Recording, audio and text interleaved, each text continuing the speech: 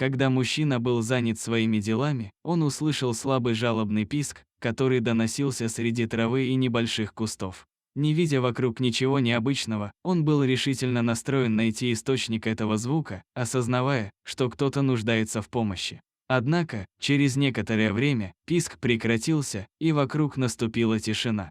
Молодой человек продолжал искать на протяжении длительного времени и уже собирался уйти, когда его внимание привлекла металлическая конструкция, заброшенная среди травы. Подойдя ближе, он увидел старые железные ворота, сорванные с петель.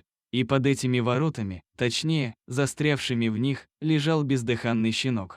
Мужчина мгновенно поднял ворота и вытащил малыша, обнаружив, что он все еще жив, просто истощенный от бесконечных писков и недостатка воздуха и воды. В первую очередь он напоил собачку, и она начала приходить в себя и оживать. Однако встал вопрос, что делать дальше. Молодой человек только что привел другого маленького щенка домой и не планировал заводить еще одного. Но он не мог просто оставить собаку в беде, особенно зная, что в деревне никто не посмотрел бы на бездомного щенка, так как люди там сами едва сводили концы с концами. Тогда мужчина принял решение, что где один щенок, там и второй. Он решил взять этого бедолагу с собой в город. Теперь у него есть два прекрасных и милых малыша, и оба они обожают своего хозяина. И самое главное, собаки стали дружными и отлично проводят время вместе, когда парня нет дома. Из жизни маленьких существ зависит так много. Если бы ветер не принес до мужчины жалобы щенка, он просто бы исчез. И если бы он не продолжал искать так долго, даже когда уже терял надежду, щенок бы уже не был спасен, так как он задыхался.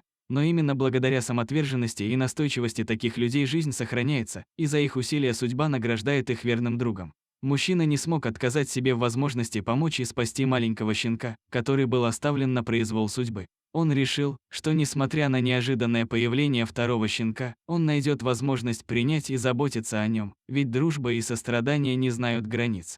Теперь мужчина имеет двух верных спутников, которые приносят ему радость и преданность. Этот случай стал напоминанием о том, как важно быть готовым помочь и встать на защиту тех, кто находится в беде. В конечном счете, жизнь может измениться и преобразиться благодаря самым маленьким добрым поступкам.